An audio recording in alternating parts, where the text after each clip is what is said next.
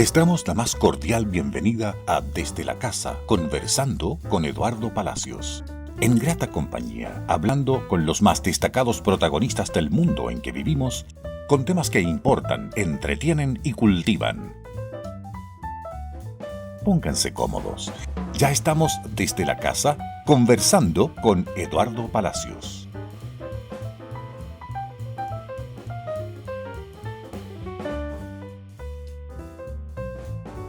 ¿Qué tal? ¿Cómo les va, queridos amigos? Bienvenidos a Conversando.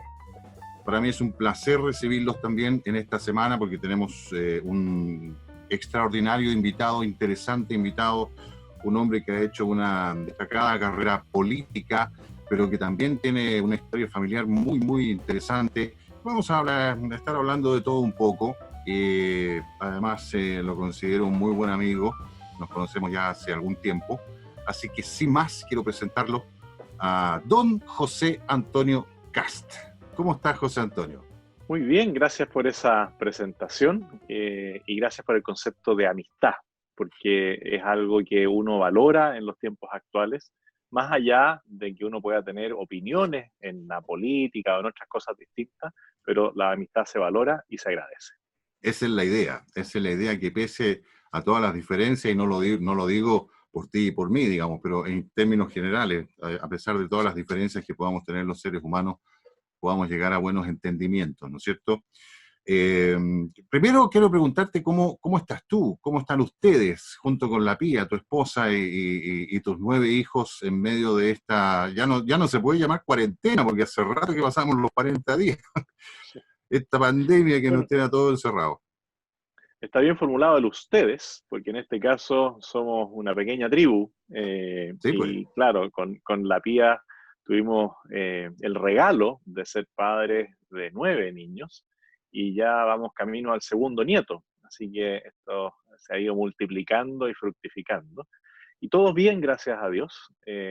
Todos en cuarentena, literalmente, nadie haciendo nada de lo que esté fuera de las normas autorizadas por la autoridad, esperando sí, ya que pronto se genere algún grado de reactivación, de poder volver a encontrarnos con otras personas. Pero bien, todos conviviendo en armonía, eso también es un regalo, no siempre se da naturalmente que uno al momento de confinarse, como uno siempre está saliendo del hogar, haciendo cosas afuera, en el momento de encontrarse todos de nuevo las 24 horas, muchas veces más allá de los espacios que uno pueda tener, se van generando tensiones y nosotros hemos podido llevar estos días y estas semanas y meses incluso de muy buena manera. Así que estamos contentos con la Pía de que todo lo que nosotros hemos transmitido a nuestros hijos lo hemos podido ver ahora hecho realidad en la convivencia interna familiar. Oye, de los 9 hijos que ustedes tienen, ¿cuántos viven con ustedes ahora? Bueno, normalmente son 7, 6. Antes de la pandemia eran 6 porque una ya está casada, que es la que está esperando su segundo hijo, y otros 2 ya habían salido de la casa y volvían básicamente los fines de semana de visita porque ya están trabajando fuera. Y hoy día estamos con 7, porque una está en el extranjero, la otra está casada y uno de los que vivía afuera volvió a pasar la cuarentena con nosotros, así que es un grupo no menor de ciudadanos que convivimos juntos. Sí, sí, es verdad, pero debe ser entretenido también. Hay gente que vive sola o viven a lo más 2 personas en la casa en este confinamiento que estamos viviendo. En el caso de ustedes, me imagino que harán entretenidas reuniones familiares, podrán conversar de todo un poco. La historia familiar tuya, José Antonio, es muy interesante.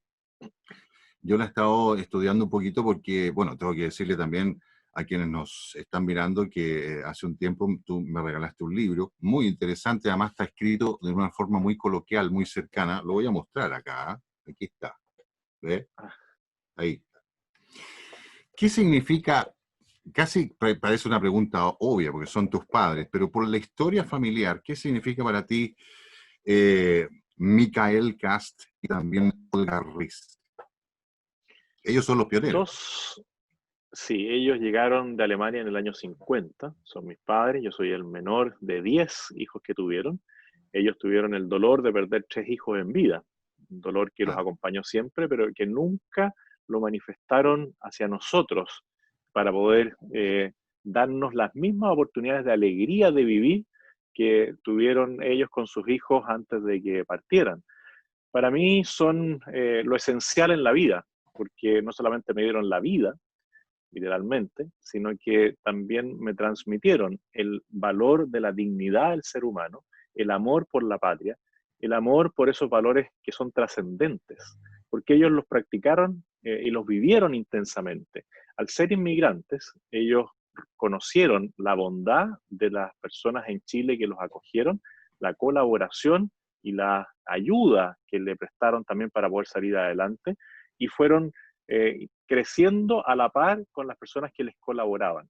Y eso también es muy bonito de vivirlo, porque como esta es una familia de emprendimiento, a nosotros nos tocó educarnos en torno a lo que era este negocio familiar y participar activamente desde que éramos muy pequeños y generar una relación muy cercana con las personas que colaboraban con mis padres para salir adelante. Así que puedo decir que son no solamente los que me dieron vida, sino que son quizás los inspiradores de lo que es mi vocación política o vocación pública. Ahora, esto de los 9 hijos parece que es una tradición familiar, porque ustedes también son 9 hermanos, ¿ah? Y tú seguiste la tradición junto con Pía. ¿Y cómo es esto de criar 9 hijos? Porque ya, por lo que me han contado, criar a uno en estos tiempos es muy difícil. Y ustedes criaron 9, o están criando todavía. Bueno, primero decir que mis padres hicieron trampa porque tuvieron 2 pares de mellizos. Ajá. Ya. Y yo sí le agradezco al Con su Señor marraqueta ahí. que, claro, que a nosotros al menos nos haya bendecido con uno por vez, porque mi madre tenía que en algún momento cambiar pañales de a 3 y de a 4, y en esa época no había pañales desechables. Bueno, y en cuanto a la cantidad de hijos, yo creo que, bueno, Dios no hace las cosas porque sí. Nosotros quizás tenemos esa facilidad, o la Pía tuvo embarazos muy buenos, se fueron dando las condiciones para que nosotros pudiéramos tener una familia numerosa, pero también queríamos tener una familia numerosa. Hay veces que la gente tiene las condiciones y no quiere una familia numerosa, o hay veces que quiere una familia numerosa y no tiene las condiciones para poder hacerlo. Aquí se dieron ambos factores y ha sido una gran experiencia. Yo no podría decir que hay momentos de angustia, sí, que se producen en algunos momentos más difíciles, pero hemos podido llevarlo de una manera muy sana. Y además ver eso de que cada uno es distinto, porque no es que sea el mismo molde para cada uno, ni siquiera en lo físico, en lo espiritual, en lo intelectual. Cada uno tiene aptitudes distintas y nosotros hemos tratado de que cada uno florezca de acuerdo a lo que son sus dones naturales, y creo que hasta el momento nos ha ido bien en eso. Cada uno es una persona única e irrepetible, pero con algo muy propio de la familia, que es el acogimiento y los vínculos intrafamiliares que han sido bastante fuertes. Así que, bueno, y sirve, cuando son muchos, sirve sí el orden. Si tú no tienes una cierta orden interno, donde cada uno tiene que hacer su cama, donde cada uno hace un turno para lavar los platos, para levantarla o para lavar la ropa sucia y cosas así, sería invivible. Entonces vamos por turnos y por semana asumiendo las distintas labores para que incluso la persona que nos ayuda en la casa no salga arrancando. Imagínate lo que sería Sí, me para alguien imagino. llegar en la mañana a una casa y ver toda la loza sucia de 10 personas, diría, no, yo no vuelvo nunca más. Entonces tratamos de colaborar lo máximo posible para que las personas que nos han ayudado en la vida también puedan sobrevivir a este Sí, batallón. claro. Ahora, lo que tú mencionas es muy importante, José Antonio, porque hoy día se habla mucho de los derechos de todo el mundo, los derechos de los niños, los derechos de los jóvenes, de los ciudadanos, pero tú también hablas de deberes, y eso es muy importante. Y creo que hoy día se ha perdido un poco eso en la crianza de las nuevas generaciones, ¿no? Hay derechos, pero también hay deberes, hay disciplina, y eso es parte de la enseñanza de la vida. Vamos a meternos un poquito en el mundo político, sin entrar en temas muy puntuales, Recién conversábamos antes de empezar la entrevista de que está bastante revuelto. Tú tienes una carrera política muy interesante, fuiste concejal en Buin, y también hiciste una carrera parlamentaria muy, muy destacada y para algunos muy controversial. Te quería preguntar cómo fue tu experiencia, José Antonio, en el Parlamento. ¿Qué recuerdos tienes de esa experiencia? ¿Fue agradable? ¿No lo fue? Yo siempre trato de gozar aquello en lo que estoy. Y también, así como digo que Dios nos regaló una familia y las condiciones para poder tenerla, Dios también me fue abriendo un camino en lo que es mi vocación, que es la vocación pública, ¿ah? De estar con las personas, de compartir y de plantear ideas de cómo uno haría las cosas en sociedad. Por lo tanto, cuando salí electo concejal, y yo quería así ser alcalde, fue duro la experiencia de perder una elección que creía que tenía ganada.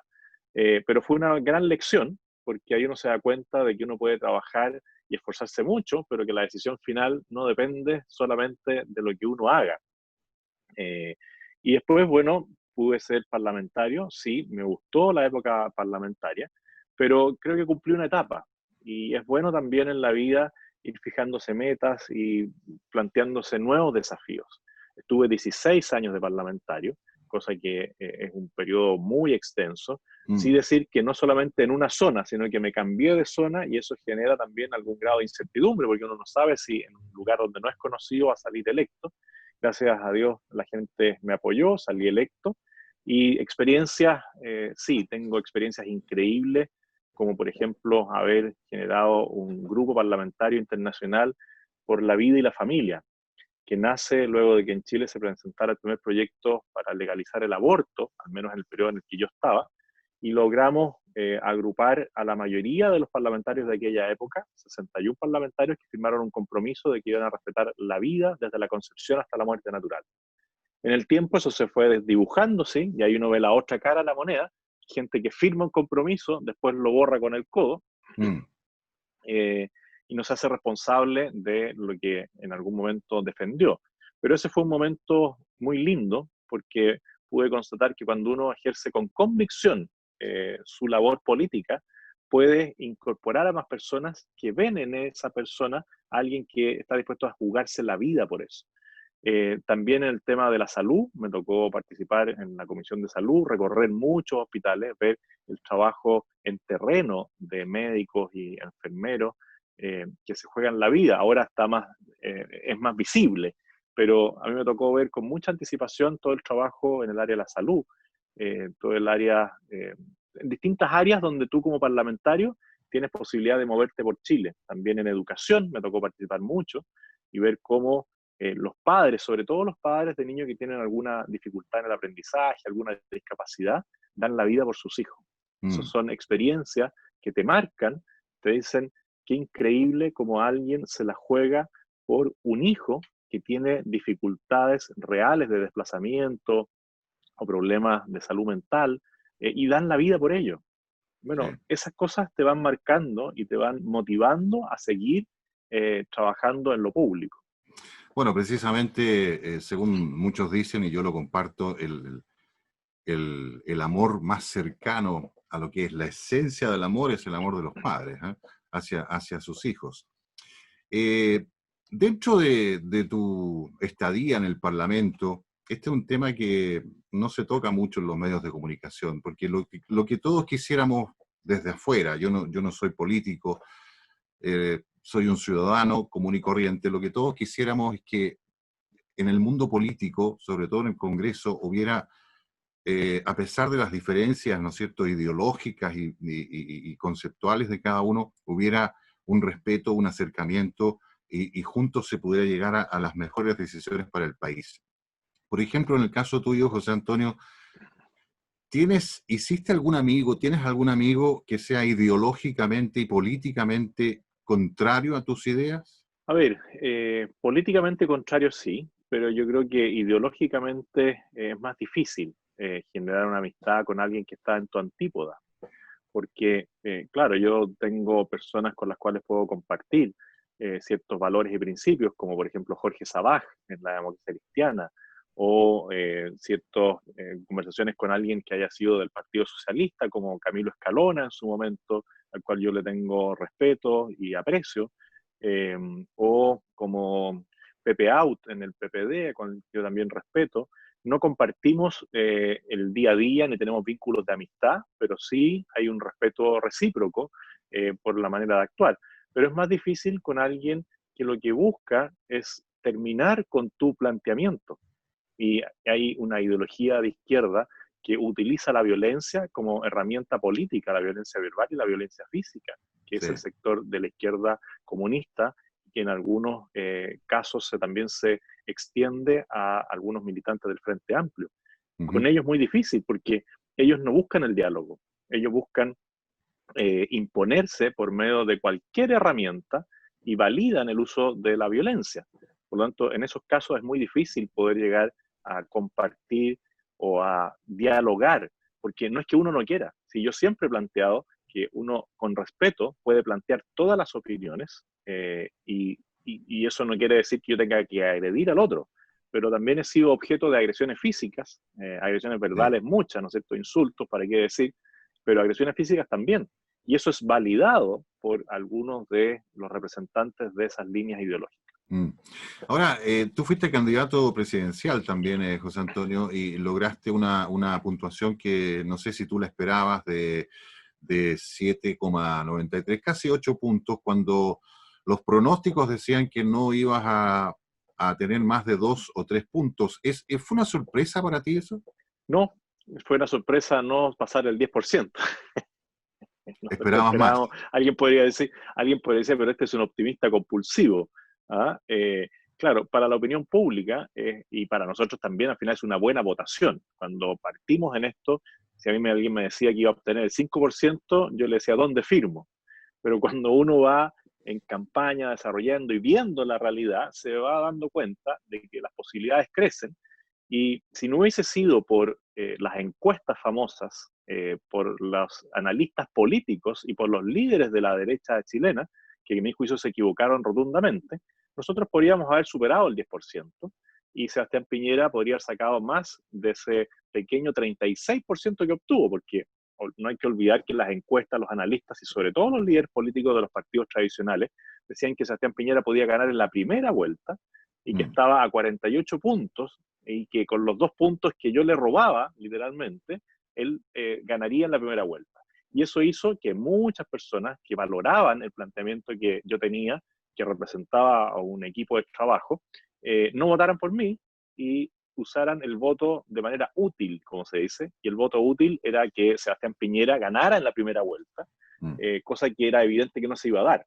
Pero si ellos hubiesen gastado toda su energía en hacer un contrapunto con sus verdaderos adversarios políticos, oponentes políticos, podrían haber bajado la votación de Alejandro Guillet, de Beatriz Sánchez, porque se desenmascara a alguien cuando tú lo confrontas.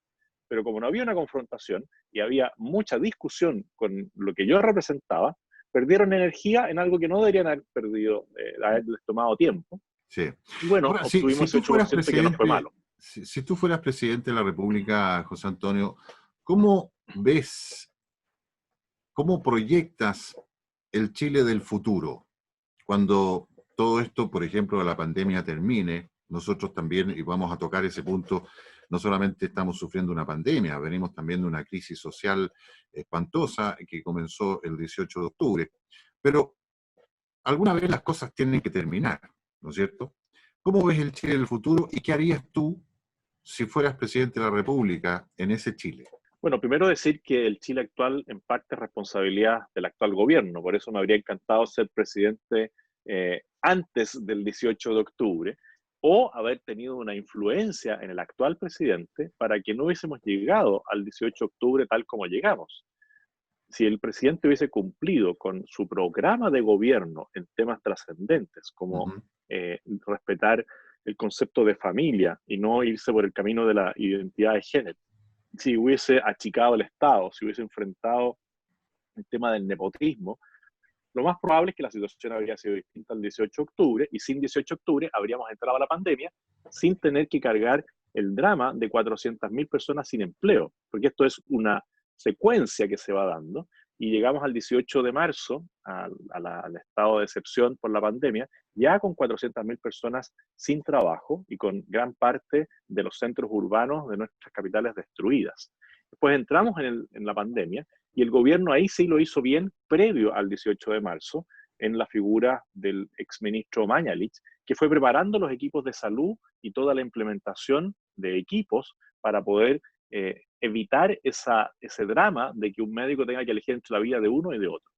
Ahora ya inmersos en esta pandemia, creo que el gobierno tiene que actuar con mucho más liderazgo y con mucho más coraje en ciertos temas que son fundamentales para cómo vamos a salir. Y en esa línea, el gobierno y el presidente debería liderar la propuesta de que los funcionarios públicos no esenciales, partiendo por él, se rebajen el sueldo en un monto importante para cortar el gasto político y aumentar el gasto social o de inversión en generación de empleos. También creo que va a depender mucho de la fortaleza del gobierno para señalar que todas las elecciones que vienen por delante son un gasto político enorme y que quizás valdría la pena juntar todas esas elecciones a fines del año 2021 y resolver todo de una vez y darle cierto grado de estabilidad al país. Si nosotros entramos en un debate constitucional, la incertidumbre que le vamos a plantear al mundo entero de invertir en Chile va a terminar ahondando la crisis social. Por lo tanto, yo creo que para futuro las decisiones que se tomen hoy día son fundamentales en torno a focalizar el gasto público y a dar certeza y seguridad a las personas que quieren venir a invertir a Chile. Ahora, hablando de la pandemia, José Antonio, te quiero llevar un poquito más al fondo del asunto, más allá de lo que está pasando en nuestro país. Hay muchas voces, lo mismo que hubo muchas voces con respecto al inicio de esta llamada crisis social el año pasado. Con respecto a la pandemia, lo primero que se dijo es que esto era producto de un murciélago, que algo ocurrió en China, ahí en Wuhan, qué sé yo. Hay muchas voces que han salido de connotados personajes mundiales de todos los continentes. Algunas de ellas dicen que esto no tiene nada que ver con un murciélago, que esto es algo concertado, esto es algo planeado por los grandes líderes porque tienen un propósito o varios propósitos, no solo uno, y que habrían creado este virus, que incluso algunos dicen que puede ser una mezcla de VIH con el SARS y otra cosa más. Habrían creado este virus y que hay una maquinación detrás de esto. ¿Cuál es tu reflexión al respecto de lo que está viviendo todo el planeta hoy día? Bueno, es difícil saber si hay una maquinación. Siempre hay personas que buscan el mal o que buscan de un mal, ¿no es cierto?, obtener un beneficio. Y el tiempo nos irá revelando o develando lo que ocurrió aquí. Pero claramente existe un laboratorio donde se estaba trabajando en base a distintos tipos de virus y cosas así. Uno no sabe si para bien o para mal, y de ahí parte la situación. Lo que sí tenemos que tener claro es que esto no va a ser ni la primera ni la última vez que lo vamos a tener que enfrentar. Por lo tanto, tendremos que prepararnos para futuras situaciones complejas que van a venir y va a implicar algunos cambios en los estilos de vida de las personas. Esto va a generar distanciamiento social por temor a contagios, pero tendremos que buscar a través de las tecnologías o a través de otras formas cómo mantener los vínculos humanos, que es lo más relevante para el desarrollo sano de una sociedad. Entonces, conjeturas van a haber muchas. Yo lo que espero es que pronto se pueda descubrir una vacuna, al menos para esta pandemia, y que los distintos gobiernos que no van en esa línea del gobierno mundial, porque también hay teorías, ¿no es cierto?, de que aquí hay algunos que se quieren aprovechar, así como algunos tratan de aprovechar el tema del cambio climático y decir, bueno, necesitamos una autoridad global que maneje esta situación, pero siempre mirando sus propios intereses. Hoy día también hay intereses creados para generar una imposición a los distintos países de culturas extrañas a su propia realidad. El globalismo es una realidad. Hay personas que se han dedicado a generar estas situaciones. De hecho, no lo tengo por aquí, pero estoy leyendo un libro sobre un personaje que se ha dedicado en el tiempo a esto, que aquí lo tengo, que es el señor Soros. Tú mostraste un libro, yo te muestro otro libro. Cuando uno empieza a analizar los planteamientos que él hace, bueno, uno empieza a dudar si estas son cosas que se dan espontáneamente o hay personas que, si bien no la crean, sí se aprovechan de estas circunstancias para adquirir más poder. Así que yo creo que lo que nos tiene que preocupar es cómo mantener la sanidad de la sociedad, los vínculos humanos, para poder enfrentar, en caso de que esto sea algo planificado o algo eh, Maquinado, digamos. de obra maquinado, bueno, que desde la sanidad del corazón de la sociedad general nosotros podamos enfrentar la maldad. Ahora, con respecto al caso puntual de nuestro país, José Antonio, había un temor muy grande antes de que comenzara la pandemia o que nos afectara a nosotros. Esto fue en marzo, digamos, en nuestro país, cuando se empezó a hablar ya de confinamiento, de cuarentena. Pero había mucho temor antes de esto de lo que iba a pasar en marzo con la crisis social. Muchas amenazas, que la violencia iba a volver incluso más fuerte que lo que vivimos en los meses de octubre, noviembre, diciembre. Cuando termine esta pandemia, ¿tú piensas que Chile va a volver a lo que estábamos viviendo de octubre en adelante? ¿O los chilenos seremos capaces en este tiempo, habremos sido capaces de reflexionar un poco y comenzar de nuevo? ¿Qué crees tú? A ver, la mayoría de los chilenos, yo creo que tiene una actitud distante de la violencia extrema. Y los que generan violencia son un porcentaje muy menor, pero muy jugados en su línea de pensamiento, que es absolutamente equivocada, pero son capaces de dar la vida por lo que ellos están planteando, que es La esta causa. anarquía total, ¿no es cierto?, la causa, y generar un Estado fallido donde todo se reinvente. Bueno, ese es un porcentaje menor. Y por eso va a depender mucho de cómo las autoridades enfrenten el post-pandemia.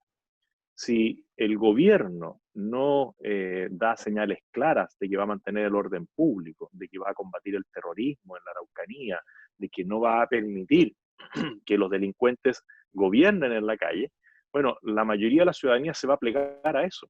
Pero si la ciudadanía percibe que hay un gobierno que no ejecuta lo que está establecido en la ley, bueno, se va a empezar a generar más tensión, porque la gente va a decir, si no me defiende la institucionalidad desde la política, me voy a tener que defender yo solo. Entonces, la violencia va a generar más violencia porque no está la autoridad dictaminando lo que se debe hacer y lo que no se debe hacer. Esto pasa también en la familia. Si yo no intervengo, yo no prevengo las discusiones o los pleitos que se puedan dar entre mis hijos, terminan a golpe. O sea, estamos Porque hablando de la pasión, estamos hablando de una especie de guerra civil, ya, o sea, donde cada uno se defiende como puede. Cosa que nadie claro, quiere, porque creo. nadie quiere, sí, es cosa de ver lo que pasa en los estadios con las barras de los distintos equipos, donde prima la pasión y no la razón. ¿Quién es la persona que llama a la razón? Bueno, la autoridad. Y la autoridad tiene distintos mecanismos para hacerte entrar en razón. Por eso cuando uno juega fútbol hay un árbitro. Y el árbitro tiene la facultad de expulsar a un jugador. Porque ese jugador, si sigue golpeando, sigue agrediendo, va a terminar con todos los jugadores agrediéndose. Y por eso se Exactamente. respeta la figura del árbitro. Y eso es lo que en Chile echamos de menos el día 18 de octubre, que la autoridad no se hizo presente. La autoridad no respaldó la función que tenían aquellos que están llamados por todos nosotros a ordenar la situación, que es Carabineros de Chile. Si Carabineros de Chile fue vilipendiado y fue agredido injustamente, diciendo que era una institución que violaba los derechos humanos, y todos, cada vez que hemos tenido la posibilidad de salir al extranjero y volvemos, decimos, qué bueno que tengamos a nuestros carabineros tan bien formados y tan bien preparados, porque lo que existe en los países vecinos no tiene punto de comparación con lo que nosotros tenemos acá. Es verdad, de hecho, Carabineros de Chile siempre ha sido, a la hora de las encuestas, una de las instituciones más prestigiosas, ¿no? Y ha obtenido un alto porcentaje. Ya estamos llegando a la parte final del programa, José Antonio, y hay una característica tuya, y por lo que leí en el libro que me regalaste, de toda tu familia. Ustedes son personas que tienen valores espirituales, son personas que tienen valores cristianos. Esto te ha significado también una serie de críticas, de violencia un poco hacia tu persona. Te he visto en muchos programas de televisión, en muchos debates defendiendo estos valores, además de una manera muy tranquila, como dice un amigo mío que tú conoces, que es nuestro fundador, es como en el boxeo. Aquí el que se pica, el que se enoja pierde. Y esa es una característica tuya, de que todo lo contestas muy tranquilo, lo que pareciera ser que enerva a tus contrincantes. Y en el aspecto valórico te han atacado mucho. ¿Qué representa para ti en tu vida y en la vida política los valores cristianos que tú has manifestado? Bueno, primero decir que uno es reflejo también de lo que va por dentro. Yo no podría transmitir paz si dentro de mí hay un volcán en ebullición. Eso se refleja de alguna manera. Por lo tanto, yo he aprendido a que uno desde esa paz interior puede comunicar mejor. Y para mí los valores cristianos representan el motivo por el cual estoy en lo público. O sea, yo no estaría en lo público si no viera que es necesario defender o aclarar ciertas situaciones que son de la naturaleza del ser humano, que son de sentido común, que muchas veces se pierden, porque las personas están tan ocupadas que no se dejan tiempo para pensar quiénes son, por qué están ahí, cuál es su misión. Bueno, y yo creo que en eso tengo una posibilidad dada por la educación que recibí, por los valores que me transmitieron mis padres, de poder colaborar en eso, de llamarle la atención a las personas en cosas que hoy día parecieran ser desechables. Entonces, el por qué yo estoy en lo público es precisamente porque creo que esos valores y principios logran un mejor desarrollo de la sociedad. Si tú no defiendes el concepto de la vida, bueno, la sociedad pasa por encima de todo. Y ese es el valor fundamental. Si tú no naces, bueno, no existe nada, ¿te fijas? ¿Cómo vas a defender la libertad si es que impides que alguien llegue a la vida? Entonces, desde ese principio en adelante, la libertad de expresión, la libertad de culto, ¿sí? Cuando tú me preguntabas si uno podía llegar a acuerdos con ciertas personas, es muy difícil cuando tú tienes que llegar a acuerdo con alguien que cree que lo valórico, lo espiritual, es una especie de opio del pueblo. Y no es Mm. así. Es el crecer desde el concepto de la trascendencia. Y todo ser humano busca esa trascendencia. A veces le van diciendo que no y se revela, pero está en nosotros pensar, bueno, fuimos creados, ¿quién nos creó? Y eso es algo que al menos a mí me motiva mucho para estar en política. Y por eso digo que hay ciertos principios que no son transables. Hay gente que me dice, pero no digas eso porque no van a votar por ti. Entonces yo prefiero decirle a la persona, mire, yo pienso así, por lo tanto usted tenga la libertad de votar por mí de manera informada. Yo no lo quiero engañar. Yo nunca voy a pasar a llevar los derechos de otros, pero sí quiero que se respeten también mis derechos. ¿Y estos valores representarían entonces al Partido Republicano que tú fundaste, digamos, creaste? Bueno, nosotros tenemos una declaración de principios donde están estos conceptos, porque también nos cansamos de que en muchos partidos se dicen defender ciertos valores, pero se hacen cosas distintas. Nosotros aquí tampoco queremos engañar a nadie, esta es una agrupación voluntaria, nadie nos obliga a nadie a venir al Partido Republicano, pero si se hace militante del Partido Republicano, nosotros le decimos, mire, nosotros defendemos la vida desde la concepción hasta la muerte natural, nosotros defendemos la familia en, el contexto, en la fórmula original, que parte de un hombre y una mujer. Nosotros creemos en que el niño tiene derecho a tener padres, no los adultos a tener un hijo. Si aquí eh, se han distorsionado los conceptos, yo tengo derecho a tener un hijo. Es como que se cosifican las cosas.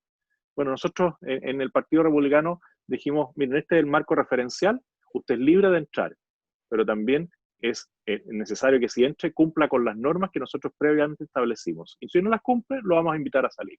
Exactamente. Bueno, José Antonio, finalmente, con respecto a este mismo tema, yo por lo menos espero de que la gente en general, más allá del tema político, ¿no es cierto?, el tema ideológico, yo espero que la gente en este tiempo de pandemia, este tiempo de encierro, también haya reflexionado un poco sobre lo que estamos viviendo. ¿Por qué el mundo está viviendo lo que está viviendo? ¿No es cierto? ¿Hacia dónde íbamos y por qué íbamos tan mal? Y ahora el mundo se detuvo. Es un tiempo para pensar, es un tiempo para reflexionar, cada persona en sí mismo, ¿no es cierto? ¿Cuál es tu última reflexión al respecto? ¿Cuál es tu reflexión en el sentido de de lo que estamos viviendo en este encierro obligatorio por un virus que es algo que ni siquiera vemos, ¿verdad? Y que nos hace, por lo menos en mi caso, sentirme muy pequeño y creer de que el ser humano no es tan poderoso como cree serlo. Bueno, primero tus palabras me trajeron el recuerdo de Mafalda, que decía, para en el mundo que me quiero bajar. Sí, es verdad, Eh, es cierto. bueno, y ahora es como que hubiesen detenido el mundo, pero yo al menos no me quiero bajar. Yo quiero seguir en el mundo y quiero seguir transmitiendo en la línea de lo que tú planteas, de que tenemos que reconocer que somos seres pequeñitos, ¿ah?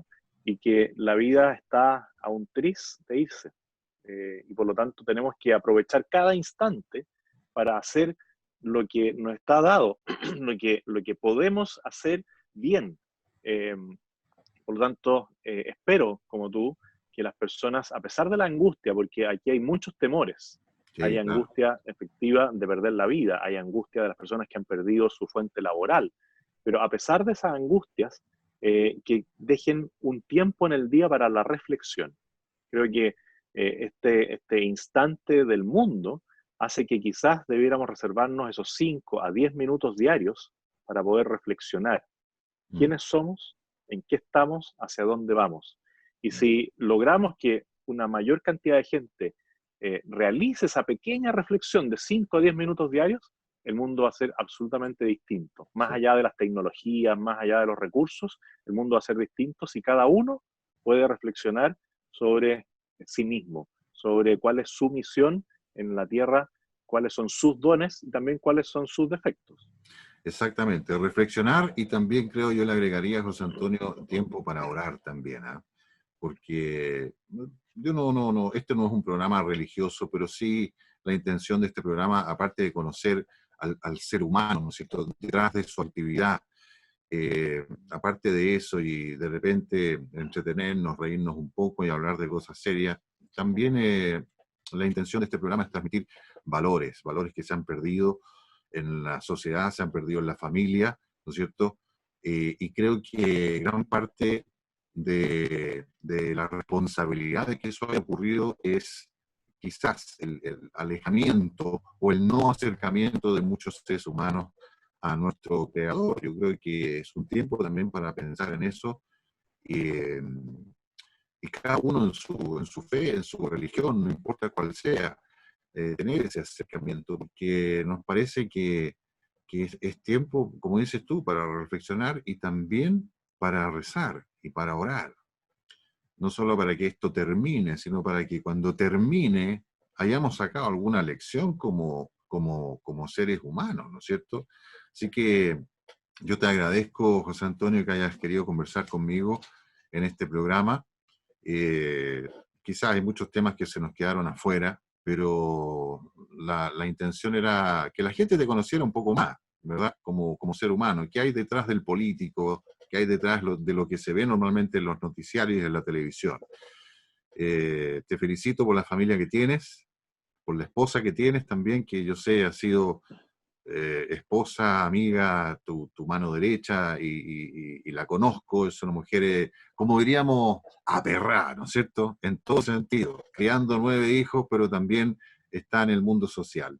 Así es que muchas gracias, José Antonio, por haber compartido con nosotros estos minutitos de conversación y conocerte un poquito más.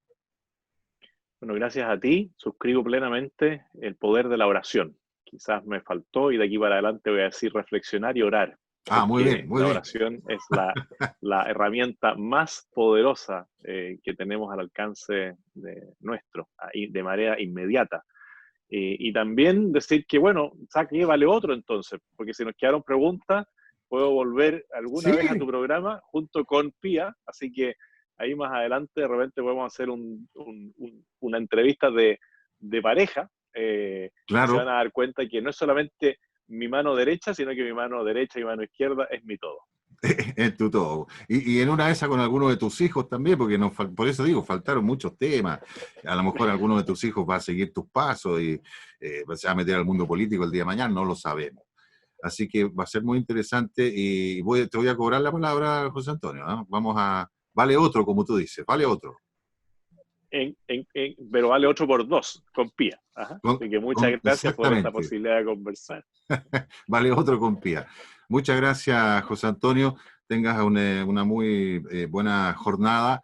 Y bueno, yo sé que tú, yo y muchos chilenos, millones, queremos lo mejor para este país y tenemos que llegar, a pesar de nuestras diferencias, en algunos casos, a grandes acuerdos por el bien de la nación. Así que un abrazo a la distancia.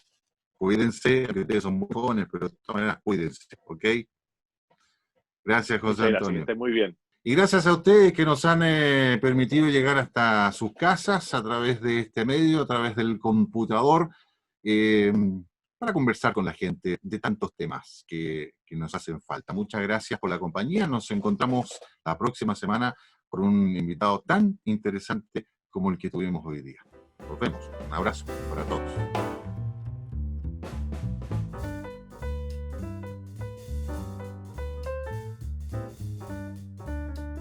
Esto fue Desde la Casa, conversando con Eduardo Palacios. En amena compañía, hablando con los más destacados protagonistas del mundo en que vivimos, con temas que importan, entretienen y cultivan. Quedan cordialmente invitados para nuestro próximo capítulo cuando, si Dios quiere, estaremos nuevamente desde la casa, conversando con Eduardo Palacios. Los esperamos.